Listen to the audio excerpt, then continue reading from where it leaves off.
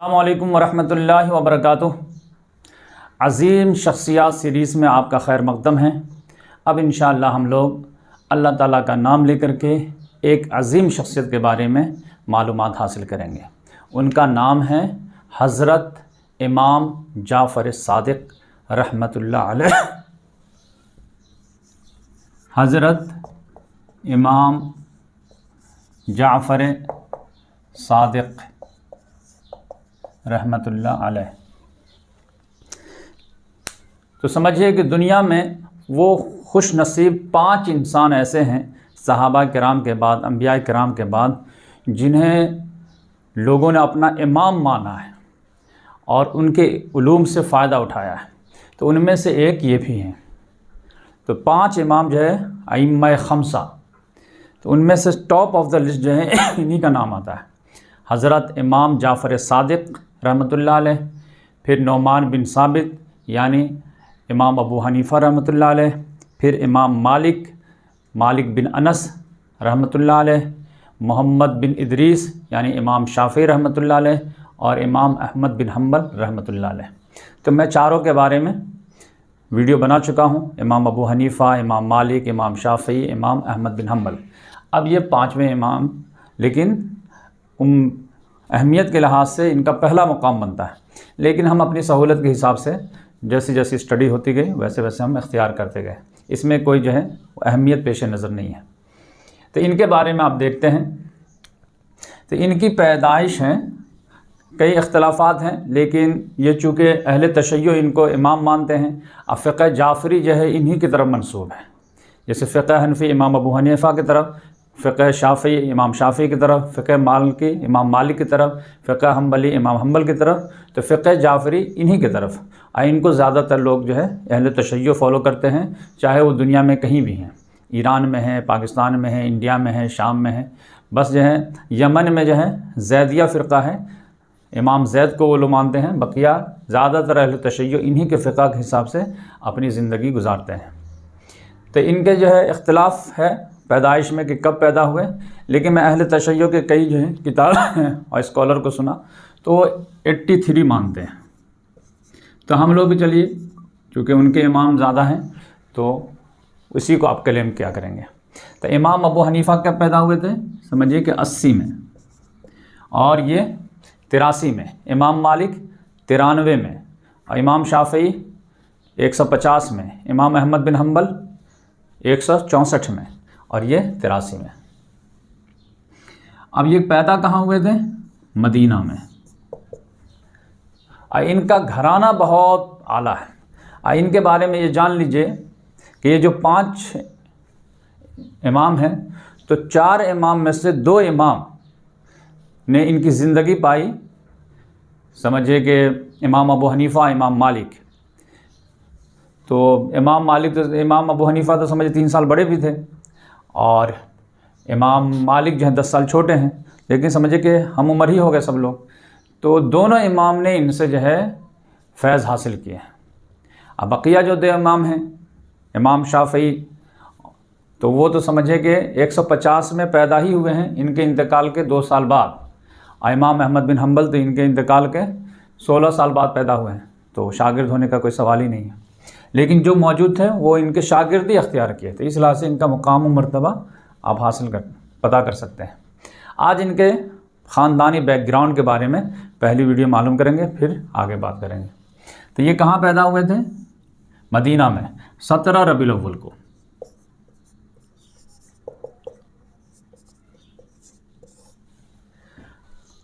अच्छा, ये किनके बेटे हैं? ये बेटे हैं, जैसे इनका नाम है जाफ़र, इनकी कुन्नियत है अबू अब्दुल्ला, लक़ब है सादिक़।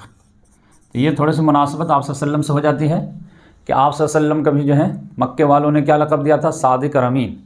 इनको भी जो उम्मत ने लक़ब दिया वो सादिक़ का। और अबू बकर सिद्दीक़ रज़ी अल्लाह ताला अन्हु तो सिद्दीक़, तो अबू बकर सिद्दीक़ से भी निस्बत हो जाती है सादिक़ के हिसाब से, और आप सल्लल्लाहु अलैहि वसल्लम से। लेकिन इनका नाम क्या है? जाफ़र है। ये बेटे किनके हैं? ये मोहम्मद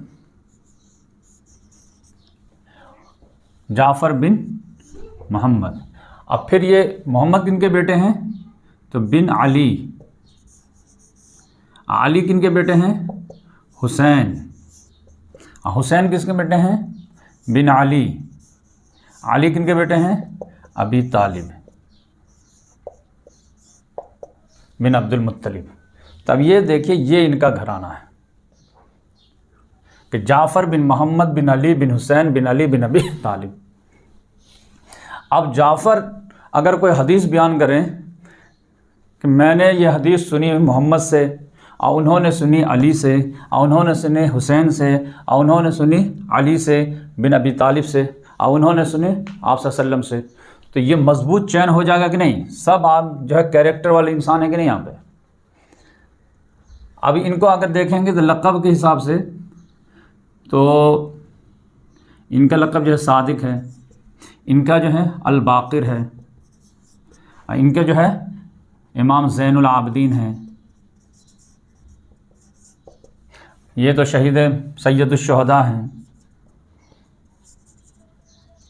ये जो है मुर्तज़ा हैं। तो इस लिहाज से ये सब लक़ब हैं। इमाम मोहम्मद बाक़िर, मोहम्मद बिन बाक़िर नहीं है, मोहम्मद अल बाक़िर, और ये ज़ैनुल आबिदीन, लेकिन नाम क्या था, अली बिन हुसैन। तो ये इनका जो है दधियाली शजरा है। लेकिन इंटरेस्टिंग बात यह है कि ये अपने बारे में जो है फ़ख्र कैसे एक जुमला बोलते थे। वो क्या है, वो बोलते थे कि वालादानी अबू बकर मर्रतैन,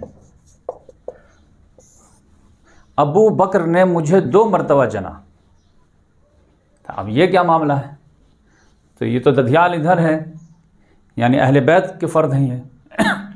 और ये क्लेम कर रहे हैं कि मैं अबू बकर से 2 मरतबा जना हूँ। तो ये जो है मामला है कि इनका ननिहाल जो था वो सिद्दीक़ का घराना था, बनु तैम से। अबू बकर सिद्दीक़ कहाँ के थे, किस ख़ानदान से, बनु तैम। अब मर्रतन 2 मरतबा जना, ये बात जो है एक तो समझ में आया कि दधियाल इधर है, ननिहाल इधर है।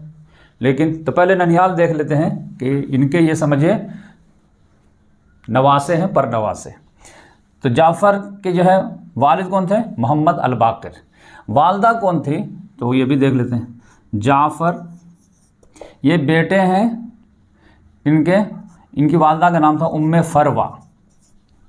उम्मे फ़रवा जो है बेटी किनकी हैं, बिनते कासिम। कासिम किनके बेटे हैं, कासिम बिन मोहम्मद। मोहम्मद किनके बेटे हैं, अबू बकर। तो ये देखें, अबू बकर की जो है ये बेटा हो गया मोहम्मद, अब पोता हो गया कासिम, और पोता की बेटी यानी परपोती। तो परपोती के बेटे हैं जाफ़र। तो इस लिहाज से जो है इनका ननिहाली ख़ानदान जो है वो अबू बकर सिद्दीक़ यानी बनु तैम, और दधियाली ख़ानदान जो है बनु हाशिम। अब लेकिन ये है कि वलदानी अबू बकर, बस इतना बोल देते तो ये बात समझ में आ जाती। मर्रतैन 2 मरतबा, तो ये इशारा वो करते थे कि मैं अबू बकर का पर पोता भी हूँ, पर नवासा भी हूँ। तो ये क्या बड़ी इंटरेस्टिंग मामला है। देखिए, इनका एक बेटा था अबू बकर का, जैसे ये अबू बकर हैं, इनका एक बेटा था, बिन लगा देते हैं, उनका नाम था अब्दुर्रहमान। जैसे एक बेटा मोहम्मद है, एक बेटा अब्दुर्रहमान है, एक और बेटा था अब्दुल्ला भी। लेकिन इनका फिर एक बेटा हुआ, बेटी थी बिन्त अस्मा, और ये अस्मा और कासिम की शादी हुई और उससे पैदा हुई उम्मे फ़रवा। तो इस इधर से जो है पर नवासे हुए और इस हिसाब से जो है पर पोते हुए। तो ये जो है वो इशारा करते थे कि ये दोनों कज़िन थे, तो इन दोनों की शादी हुई और इन दोनों से मेरी वालदा पैदा हुई उम्मे फ़रवा, जिसका मैं बेटा हूँ। तो इस लिहाज से अबू बकर के 2 अतराफ़ से मेरे अंदर खून है। तो ये इशारा था। तो मैं समझता हूँ कि आपको बात समझ में आई होगी। अब इंशाअल्लाह इनके बारे में मज़ीद मालूमात हासिल करेंगे, तालीम व तरबियत कैसी हुई। अब इंशाअल्लाह हम लोग उनकी तालीम व तरबियत के बारे में देखेंगे। तो इनके बारे में हम लोग जो है देखे थे कि ये 83 हिजरी में पैदा हुए हैं। कहाँ पैदा हुए हैं? मदीना में। अब थोड़ा सा ये रिकैप कर लेते हैं कि ये इस्ना अशरी शियों के, यानी वो शिया जो 12 इमामों को मानने वाले हैं, उनके ये छठे इमाम हैं 6 नंबर के। तो पहले कौन है सबसे? अली रज़ी अल्लाह ताला अन्हु, फिर हसन रज़ी अल्लाह ताला अन्हु, हुसैन रज़ी अल्लाह ताला अन्हु, फिर अली बिन हुसैन, फिर इमाम मोहम्मद अल बाक़िर, और ये जाफ़र सादिक़। तो ये छठे नंबर के। तो इन लोगों की पैदाइश देख लेते हैं। अली रज़ी अल्लाह ताला अन्हु तो समझे कि 23 क़ब्ल हिजरत,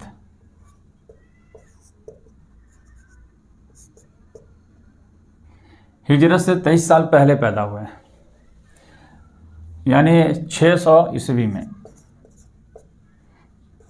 एडी। हसन रज़ी अल्लाह ताला अन्हु 2 हिजरी में, हुसैन रज़ी अल्लाह ताला अन्हु 3 हिजरी में, और हुसैन रज़ी अल्लाह ताला अन्हु के बेटे हैं अली बिन हुसैन, ये पैदा हुए हैं 38 हिजरी में।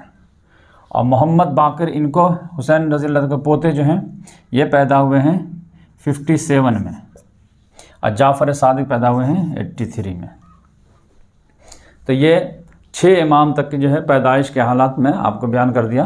तो इनके वालिद जो है मोहम्मद बाक़िर 57 में, फिर इनके दादा 38 हिजरी में, और इनके परदादा 3 हिजरी में, ये हिजरी का है, और हसन रज़ी अल्लाह ताला अन्हु 2 हिजरी में, अली रज़ी अल्लाह ताला अन्हु हिजरत से पहले। ये एक देख। अब इनका दौर जो है सियासी लिहाज से कौन सा था? तो आप जानते हैं कि ये 83 में पैदा हुए हैं, तो दौर है किसका? अब्दुल मलिक बिन मरवान का। आप जानते हैं कि 40 हिजरी में, बल्कि 41 में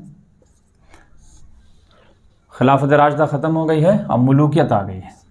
41 से समझिए कि 60 तक किनका दौर है? मुआविया रज़ी अल्लाह तआला का। फिर 60 से 64 तक जो है किसका है? यजीद बिन मुआविया का।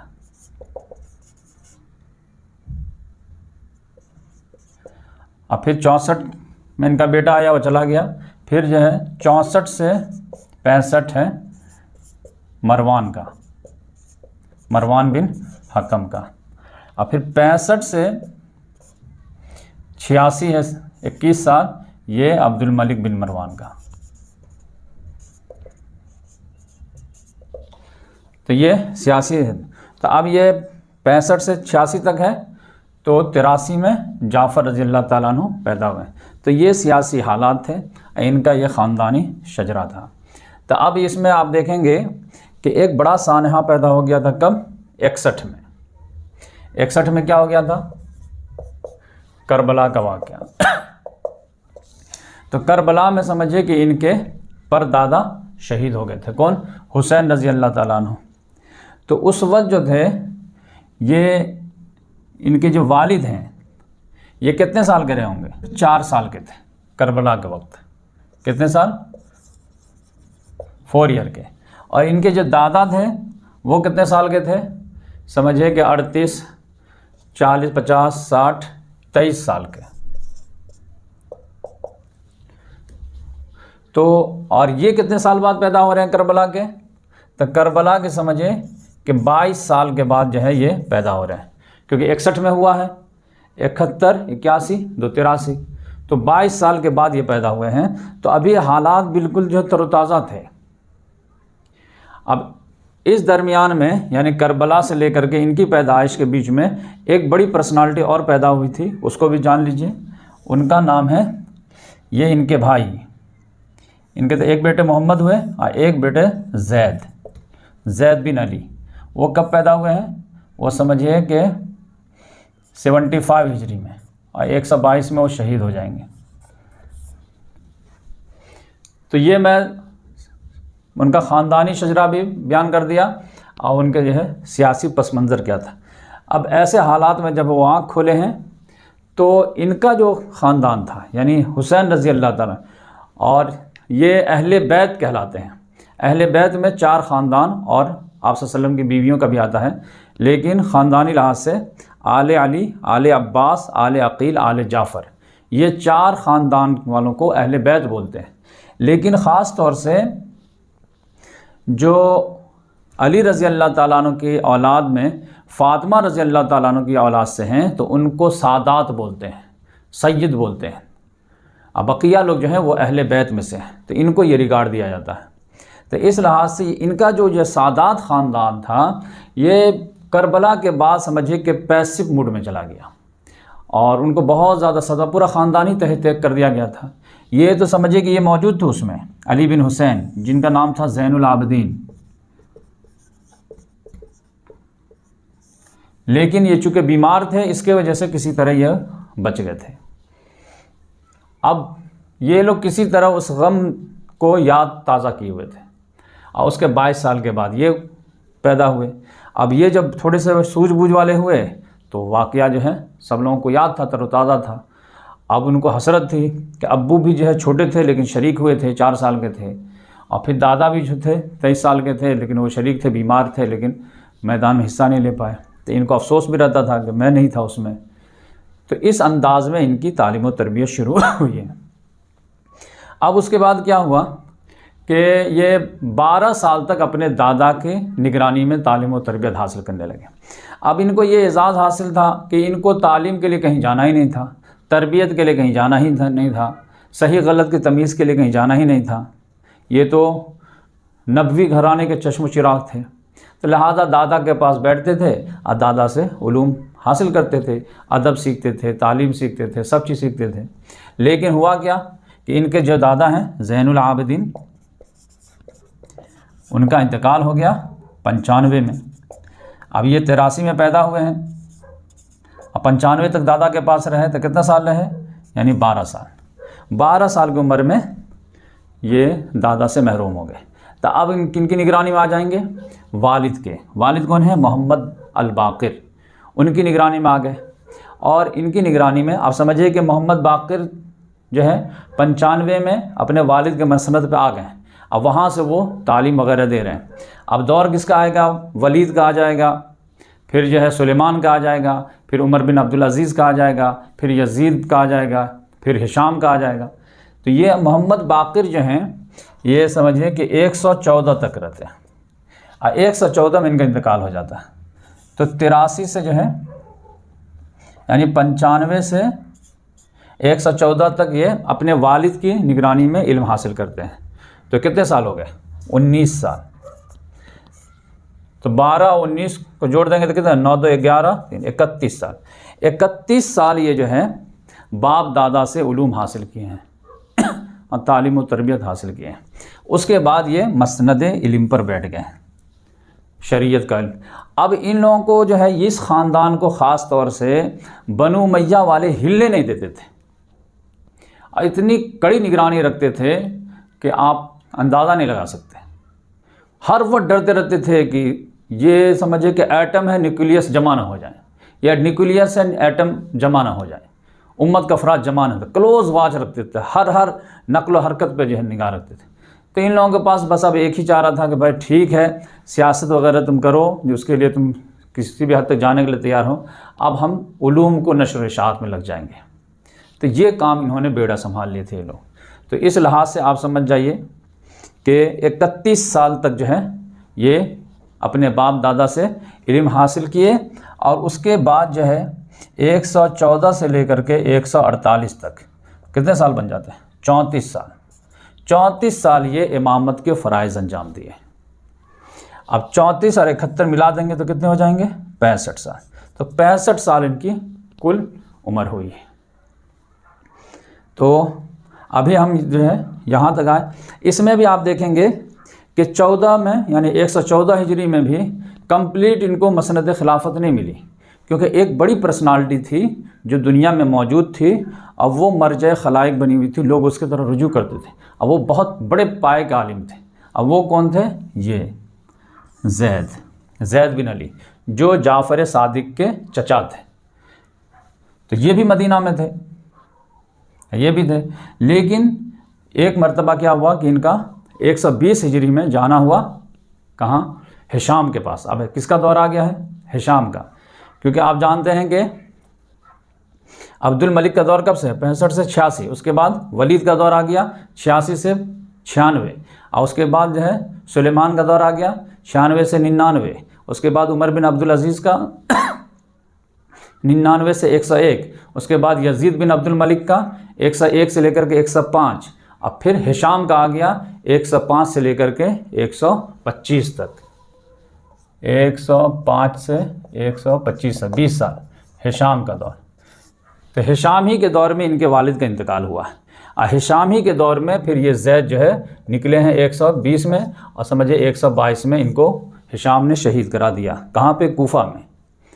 तो मदीना में अब चचा हैं, बड़े भी हैं, यानी 75 में इनकी पैदाइश है, तो 8 साल बड़े भी हैं, चचा भी हैं, आलिम फाजिल भी हैं। तो ये जब तक थे तो इनका जो है उतना मामला नहीं था, यानी चचा की बात अलग होती है। जब ये शहीद हो गए हैं समझिए 122 में कूफा में, तो फिर समझिए कि सादात घराने के यही चश्म चिराग थे।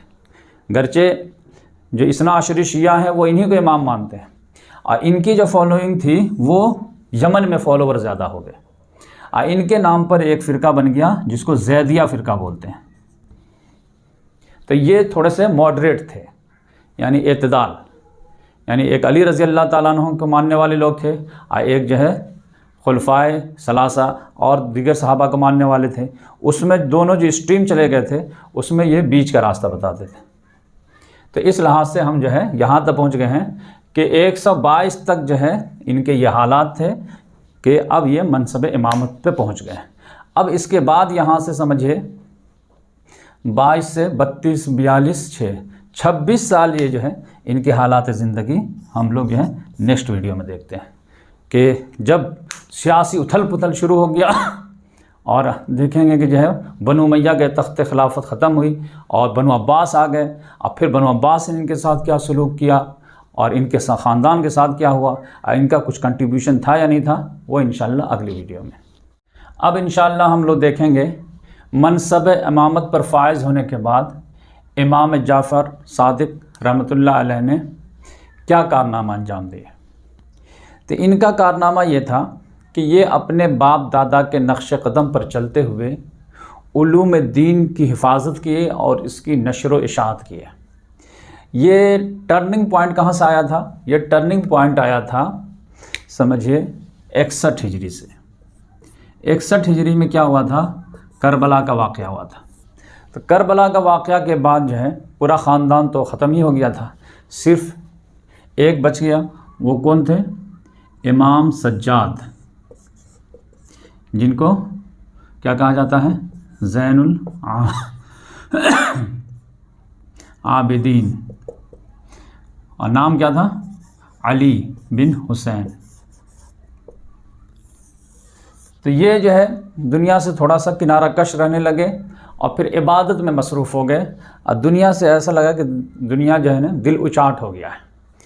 और कोर थीम आप समझेंगे कि इनके भी, इनके वालिद के भी और इमाम जाफ़र सादिक के भी नहीं, इनके और फिर इनका बेटा इमाम बाक़िर, फिर उनका पोता इमाम जाफ़र सादिक के, समझिए कि सपोर्टर जो मददगार होते हैं उनसे एक तरह से दिल खट्टा हो गया था, और फिर जो है हालात बिल्कुल ही बिगड़ते चले गए। अब ये अहले ख़ानदान अहले बैत में से थे, प्योर इस्लाम चाहते थे और बिल्कुल जो है एक नंबर क्वालिटी वाला ईमान और खुलूस तक़वा लिल्लाहियत हर चीज़ में।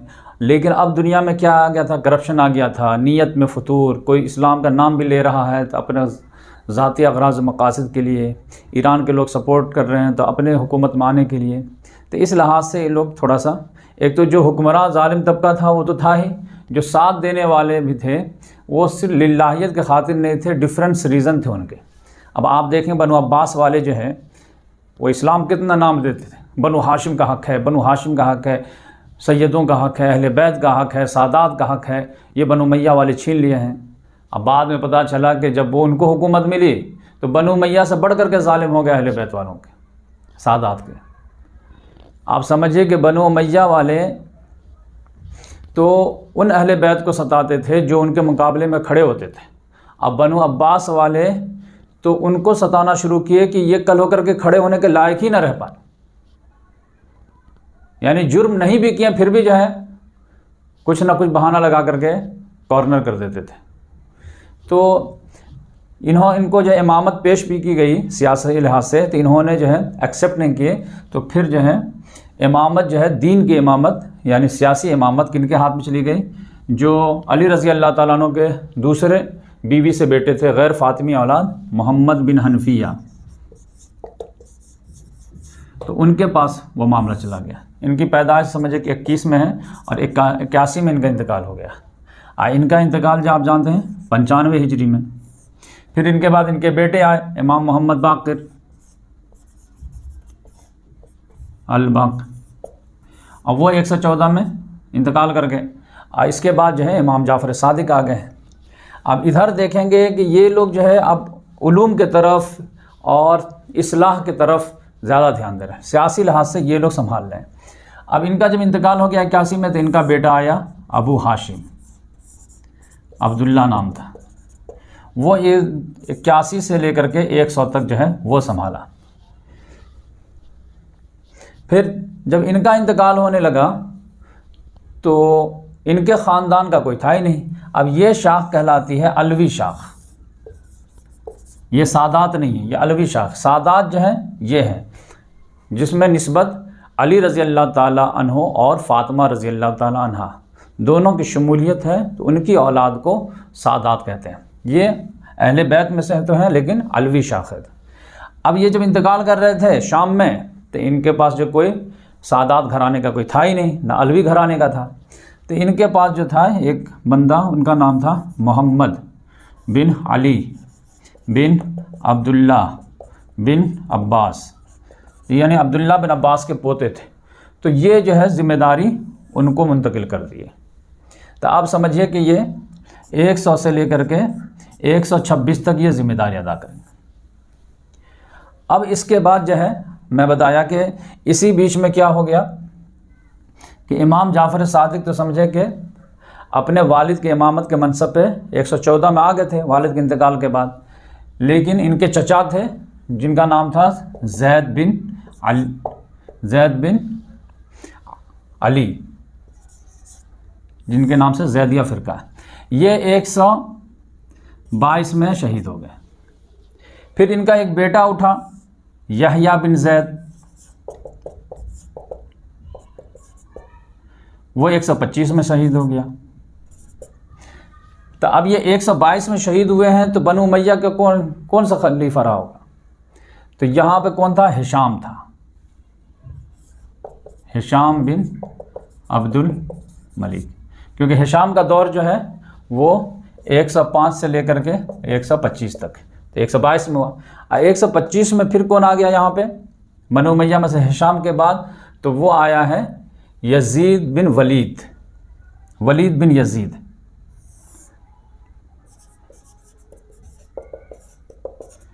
वो एक ही साल रहा, तो उसमें यहया बिन ज़ैद का वाक़या पेश आ गया। लेकिन न चचा के मुहिम में वो शामिल रहे, न चचेरे भाई के मुहिम में शामिल रहे, और ये दोनों शहीद हो गए। तो अब यह है कि क्यों नहीं शरीक हुए? ये खुरासान में शहीद हुए और ये कूफा में शहीद हुए। तो इमाम जाफ़र सादिक का मैं नेचर बताया कि इनका भी दिल नाला हो गया था जो करबला का हादसा पेश आया था, और फिर ये लोग यकसू हो गए थे इस तरफ। और मालूम था कि चचा जान सपोर्टर वैसे सपोर्ट नहीं करते हैं जैसे आखिरी अंजाम तक साथ दें, तो लिहाजा आप जो है मसलहत के शिकार ना हो जाएं और कहीं आपको भी लोग जो है समझिए छोड़ न दें। लेकिन वही हुआ मामला कि ये भी शहीद हो गए, ये भी शहीद हो गए। तो इनको तो सपोर्ट करते थे मॉरली, लेकिन इनके साथ प्रैक्टिकल मैदान में इमाम जाफ़र सादिक नहीं आए, यानी मदीना छोड़ करके इनके लिए ना कूफा आए और ना इनके लिए खुरासान गए, अपना काम करते रहे। इसके बाद क्या होता है कि एक बहुत बड़ी तब्दीली आती है। अब जो है ज़वाल करीब है बनु उमैया का और उरूज जो है बहुत नज़दीक है। तो उसमें दो बड़ी पर्सनालिटी सामने आती है, एक अबू मुस्लिम खुरासानी और एक अबू सलमा। इन दोनों ने अलग अलग खतूत लिखे। किनको? जाफ़र सादिक को। क्योंकि यहाँ पर क्या हुआ कि इसके जो है आपसी लड़ाई में बनु उमय्या वाले फ़ौरन जो है वो हुकूमत चेंज हो रही थी। अभी आप देखेंगे वलीद बिन यजीद है, फिर जो है ये कब से कब तक रहेगा, 125 से 126 तक, और फिर यजीद बिन वलीद आ जाएगा।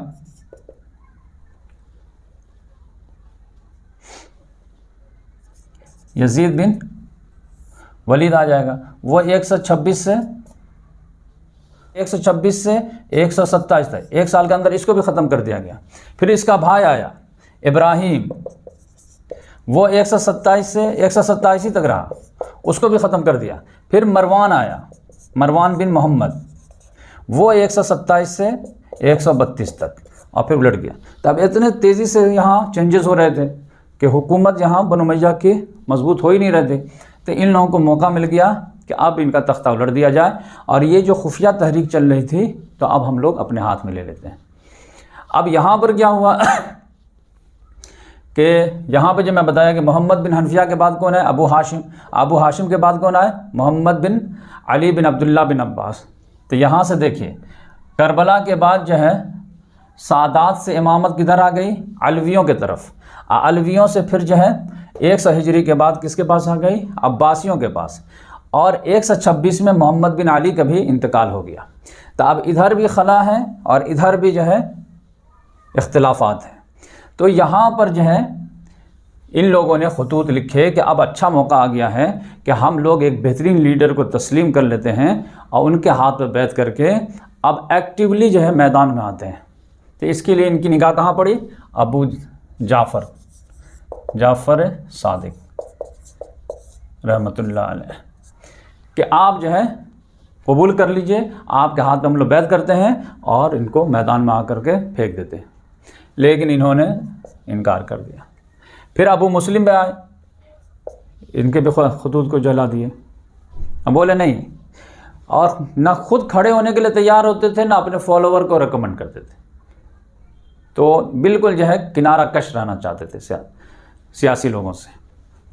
यही वजह है कि आप देखेंगे कि इनको किसी ने सताया भी नहीं है, क्योंकि ये कहते थे तुम हमारे तरफ से बेफिक्र रहो और हमको बेफिक्र रहने दो। अब इसमें एक बड़ा मैटर आ गया, जिसके वजह से इनके अपने ख़ानदान में भी थोड़ा इनसे इख्तलाफ हो गया। क्योंकि आप जानते हैं कि इन सादात की 2 ब्रांच हैं, एक हसन और एक हुसैन, 2 भाई हैं। तो इनसे भी जो ब्रांच चल रहा था, तो इनमें इनका बेटे का नाम क्या है? अली बिन हुसैन, फिर मोहम्मद बाक़िर, फिर जाफ़र सादिक। इनका बेटा है, उनका नाम भी हसन है, उनका बेटा है अब्दुल्ला है, उनका बेटा है उसका नाम है मोहम्मद। तो जब जाफ़र ने इनकार कर दिया कि मुझे हुकूमत वगैरह नहीं चाहिए, तुम लोग जानो, तुम्हारा काम जाने, तो फिर ये लोग मीटिंग किए कि नहीं कुछ तो करना पड़ेगा। तो अबवा के मकाम पर ये लोग मीटिंग किए। तो मंसूर वगैरह भी उसमें शामिल था मीटिंग में, बनु हाशिम का पूरा ख़ानदान बैठा उसमें, कि अब हम लोग मुत्तफ़क़ा तौर से अपना एक लीडर चुन लेते हैं और फिर जब मैदान में आते हैं तो किसको पेश किया जाए। तो ये अब्दुल्ला जो थे, जो हसन रज़ियल्लाहु तआला अन्हु के पोते थे, इन्होंने अपने बेटे का नाम पेश किया।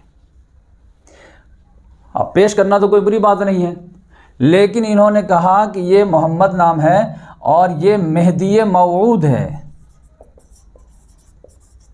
जो हदीस में आप सल्लल्लाहु अलैहि वसल्लम ने कहा। तो इसका ज़ुहूर हो गया है, तो इसके हाथ में बैत कर लो।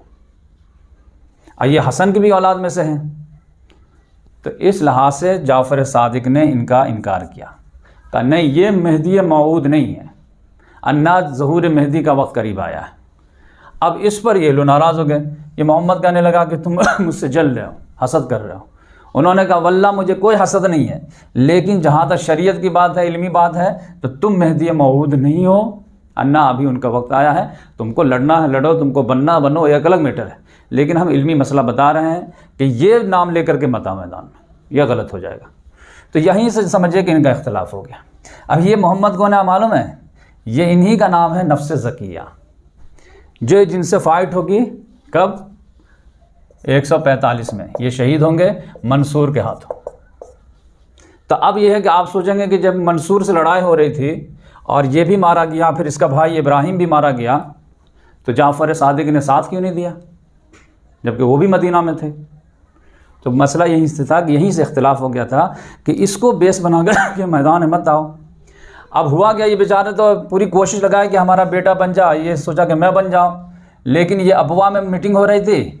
अब कूफा में जो है अब्दुल्ला सफ़ा जो था, अबुल अब्बास सफ़ा, उसने अपने हाथ में बैत ले लिया सबसे, और वो जो मामला गरमाया हुआ था इराक़ में, तो वो जो है मैदान में आ गया, जिसके वजह से ये मीटिंग जो है धरी की धरी रह गई।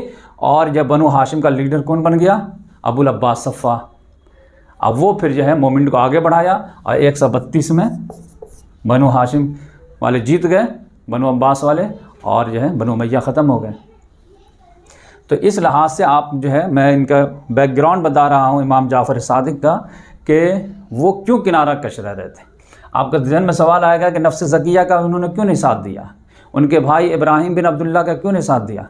तो यहाँ से थोड़ा सा उनका इख्तलाफ हो गया था, लेकिन हक बात जो रहता था वो बोल देते थे। तो आप ये तो समझिए कि अब्दुल्ला ये बोले थे, अब्दुल्ला इनके चचा लगते थे, लेकिन फिर भी उनके पास जो है हक बात बोल दी। इसी तरह आप देखेंगे इनका दौर जो है इमामत वाला दौर, तो 5 समझिए कि बनु उमय्या के खलीफा इनके दौर से गुजरे हैं। हिशाम बिन अब्दुल मलिक, फिर उसके बाद यजीद बिन अब्दुल मलिक, फिर जो है उसके बाद वलीद बिन यजीद, फिर यजीद बिन जो है वलीद, और फिर इब्राहिम, और उसके बाद लास्ट मरवान बिन मोहम्मद। और 2 जो है बनु अब्बास के, अबुल अब्बास सफ़ा, अबू जाफ़र मंसूर। तो अबू जाफ़र मंसूर के टाइम में भी कई मरतबा उनको बुलाया गया मदीना से इराक़, ये हाँ इराक़ में 4-5 मरतबा बुलाया गया, लेकिन उसको कोई पॉइंट ही नहीं मिलता था कि इनके ख़िलाफ़ कोई कार्रवाई कर सके। यहाँ तक कि नफ्स ज़किया से भी पूरा मामला चला है, पूरे ख़ानदान को उन लोगों ने जो है हसन रज़ी अल्लाह ताला अन्हु के तकरीबन पूरे ख़ानदान को ख़त्म कर दिया। फिर भी ये जो है बस मदीने में बैठ कर के गिला शिकवा करते रहते थे मदीना वालों के ख़िलाफ़ कि मदीना वालों, तुम्हारे सामने जो है ये पूरा ख़ानदान को कैद करके ले जाया जा रहा है, किसी को मारा जा रहा है, किसी को कैदबंद की सोबतें दी जा रही है। जबकि आप सल्लल्लाहु अलैहि वसल्लम को जब बुलाया जा रहा था तो उस वक्त नुसरत की वादा किया गया था कि हम आपकी भी हिफाजत करेंगे और आपकी औलाद की भी हिफाजत करेंगे, और वैसे करेंगे जैसे अपनी औलाद की करते हैं। और अभी ये हालत है, अब कोई इनका साथ नहीं दे रहा। तो इस तरह जो है दिल जो है, अब इख्तलाफ था फिर भी, लेकिन रिश्तेदार थे। इसी तरह से जो है इनकी जो है जुर्रत आप देखेंगे कि एक मरतबा मंसूर ने इनको बुलाया तो ये गए, तो उसी वक्त एक ख़ास कैफियत हो गई कि एक मक्खी जो है बार बार मंसूर के चेहरे पे बैठ जाती थी, वो हटाता था फिर बैठ जाती थी, हटाता था फिर बैठ जाती थी। लास्ट में जो है उसने कहा कि ए अबू अब्दुल्ला, इनकी कुन्नियत थी, ये मक्खी को अल्लाह ने क्यों पैदा कर दिया? तो उन्होंने बरजस्ता कहा कि ऐसे ज़ालिमों को जलील करने के लिए। तो देखो कैसे तुम जलील हो रहे हो। तो इस तरह से जो है ये भी बात थी। तो 148 में समझिए कि ये इंतकाल कर गए। अब कुछ लोग कहते हैं कि इनको जहर दे दिया गया, कुछ लोग कहते हैं इंतकाल हो गए। तो समझिए कि इंतकाल हो गए या फिर शहादत पा लिए। तो ये इनकी बायोग्राफ़ी थी। तो आप समझिए कि इल्मी लिहाज से तो इनका कोई मुकाबला ही नहीं था। अब आप समझिए ना कि इमाम अबू हनीफ़ा, जिसको हम लोग इमाम आज़म कहते हैं, उनका ख़ुद अपना कौल है कि इनके दौर में इनसे बड़ा कोई आलिम नहीं था। अब वो कहते हैं कि अगर मैं 2 साल इनके पास ना गुजारा होता तो नौमान हिलाक हो गया होता इल्म के मैदान में एक तरह से। और नौमान बिन साबित इमाम अबू हनीफ़ा इनके भी शागिर्द हैं, इनके वालिद के भी शागिर्द हैं। इमाम मोहम्मद अल बाक़िर से भी उन्होंने फैज़ हासिल किए हैं और इनसे भी किए हैं। और इमाम मालिक तो कहा करते थे कि हम तो मुसलसल इनके पास जाया करते थे, क्योंकि आप जानते हैं कि इमाम मालिक इनसे 10 साल छोटे हैं। अब वो भी मदीना में, ये भी मदीना में। तो वो कहते थे मैं तो बराबर जाता था, लेकिन जब भी जाता था तो 2-3 हालत में से एक हालत में पाता था, या तो नमाज़ पढ़ रहे हैं, या फिर रोज़े की हालत में है, या तिलावत में मसरूफ़ है। तो इस लिहाज से जो है अब इनके जो है अखलाक वगैरह, किरदार वगैरह तो बहुत लंबा लेक्चर हो जाएगा। तो अंडरस्टूड हैं कि अहले बैत के इमाम हैं, तो पावरफुल होंगे हर लिहाज से। सियासी पस मंज़र क्या था मैं आपके सामने पेश कर दिया।